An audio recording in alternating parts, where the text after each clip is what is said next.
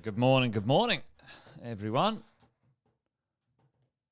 Hopefully you're all awesome and well. Good to see a bunch of you guys jumping on straight up this morning, which is cool. Great to see you on a thankful Thursday. Hopefully everyone's awesome and well. Let me just do this. Put that over there. See how we go. Well,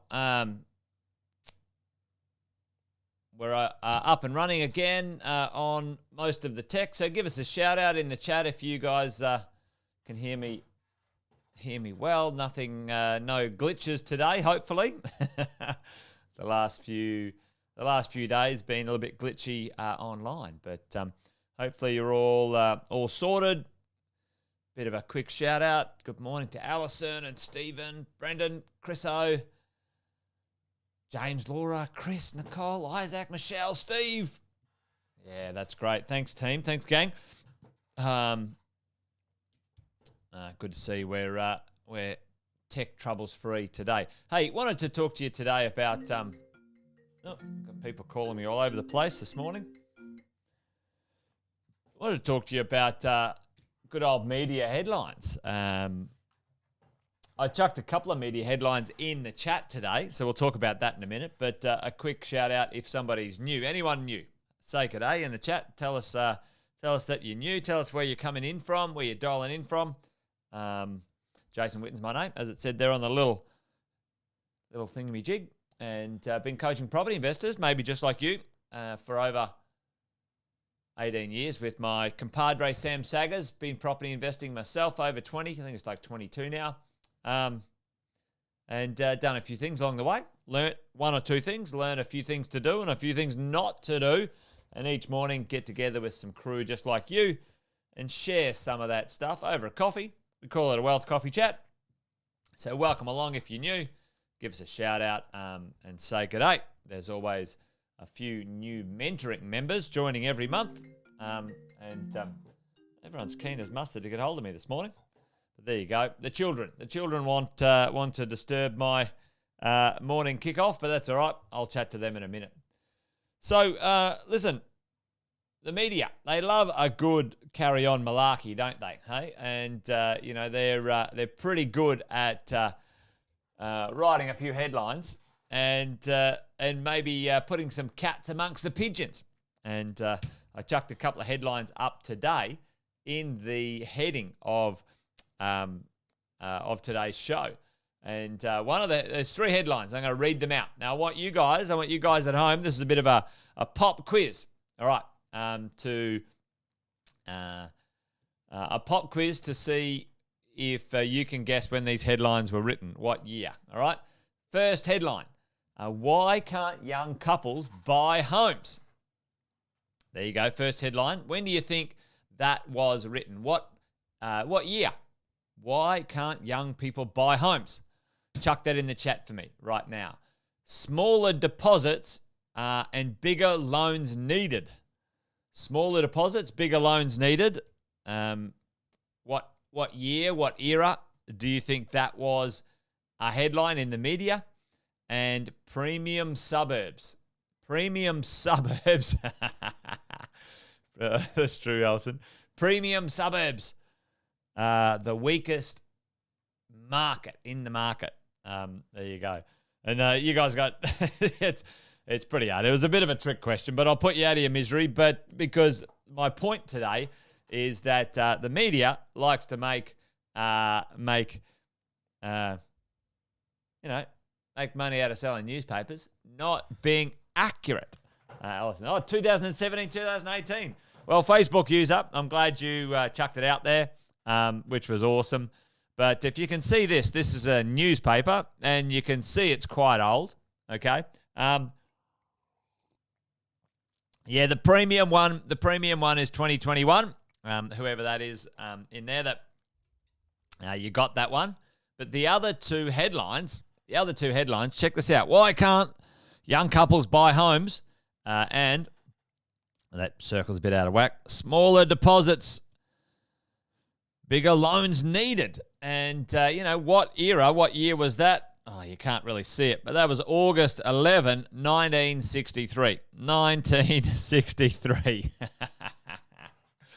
Check that out. Now, and the reason I sort of do that this morning is because, you know, when we are property investors and we're looking at marketplaces, there are snippets of information and I wouldn't call them facts, but snippets of information that media like to get hold of. You guys know this. When we are making decisions, your decisions should not be based on what the headlines were in the newspapers, right? Because, you know, they are not property investors. And, you know, the idea that we would listen to someone who's not a property investor when we make decisions about our property investing is ludicrous. It's insane to me, right? But let's have a bit of a look at this. Like literally in the same breath, 1 week apart, which was, this one was first. Median house prices rising by nearly $6,000 a week. Okay, likely to even force tougher controls, whatever, right? So $6,000 a week, you think that's a strong market, right? Must be crushing it. And literally over here, it is, all right, home values have dropped across 7% of the suburbs in the past 3 months. So how do you get $6,000 a week going up and then prices dropping 7%? And the reality is the value in this type of headline for us as a property investor is useless, okay? And you guys have heard me talk about this before.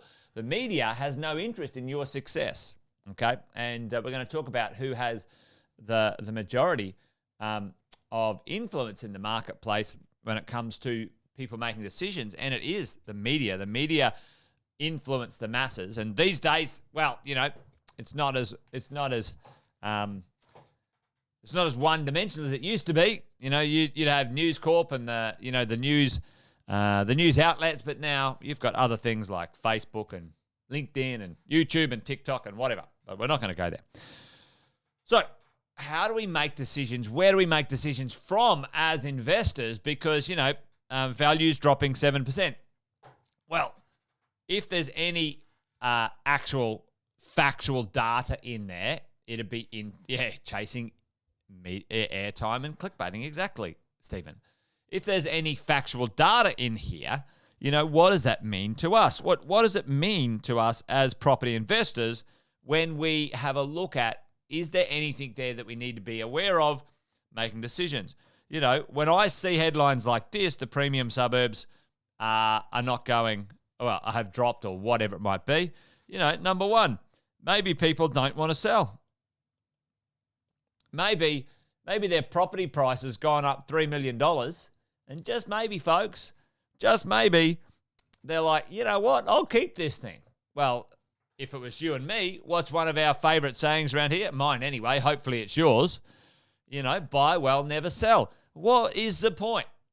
What is the point of having an asset that goes up in value and then you sell it to pay the taxes? That's called stupid 99% of the time. Unless it's part of your exit strategy, unless it's part of your arbitrage strategy, unless it's part of your debt reduction strategy in the future. But we've talked about that. I'm not going to talk about that today. That's not our version of our conversation today. So, you know, maybe that marketplace isn't selling, folks. Maybe that marketplace, maybe the people who are selling are the ones that are the weakest properties in the marketplace, and the good properties are being kept. Because I can tell you that right now, most smart people, if you're on a good thing, will keep that good property, okay? And away we go.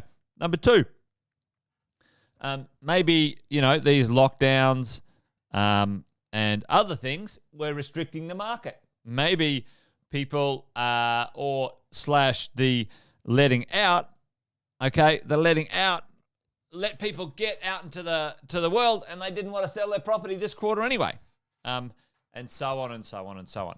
For me and for you, when we're looking at the market, folks, let's not treat the property market like the stock market. It's not, okay? It is the dumbest, stupidest thing I've seen in real estate history that real estate now is measured on a monthly basis, a rolling monthly basis. Even quarterly is dumb as dog shit. Excuse the French, right? It's dumb. It's stupid because it is not a fast liquid asset. You can't measure it in such short periods of time. If there's instant liquidity, instant market access, like the stock market, sure, you can literally measure it moment to moment, but real estate is not that. Anyway, off on a little tangent as we go. So, back to this stuff. And when you have a look at, the property prices over time, maybe make that a bit bigger. At the end of the day, there's always a bit of an up. Hang on. There's always a bit of an up, and then sometimes there's a bit of a down. And I think it was yesterday or the day before when I talked about this. As we get price rises, we get some adjustments and corrections because values overshoot. And that is a very, very, very normal problem to have in the real estate marketplace, okay, as we go along. But one thing that I wanted to sort of touch base on today is who do you listen to when it comes to the world of getting some feedback, getting some advice, the style of person that you might, take on their opinions. And when it comes to your advisors, your mentors, your coaches, I've talked about this before, but I'll quickly touch on it, right? There should be 3 parts to the people that you listen to, all right? Number 1. Okay, advisor. Someone who is in the game, in the industry that you are wanting to invest in, all right? So they need to be licensed in that space, and they need to have some experience in that space. E.g., someone in the property, if someone's talking to you about real estate, then, but they are, I don't know, a cook, no disrespect to cooks. Cooks are great. They're a chef. Like, why are you taking advice from a chef? It doesn't make any sense. Even if they own a piece of real estate, it's still a stupid concept, okay? So, advisor. And I like the idea of advisor being licensed and got some experience because they are kept accountable often to a code of behavior and rules and regulations. So it's pretty important. I like that, tick in the box. The next one is what I would call a mentor/coach. Okay? Get rid of that part. A mentor. And a mentor is someone who's done it.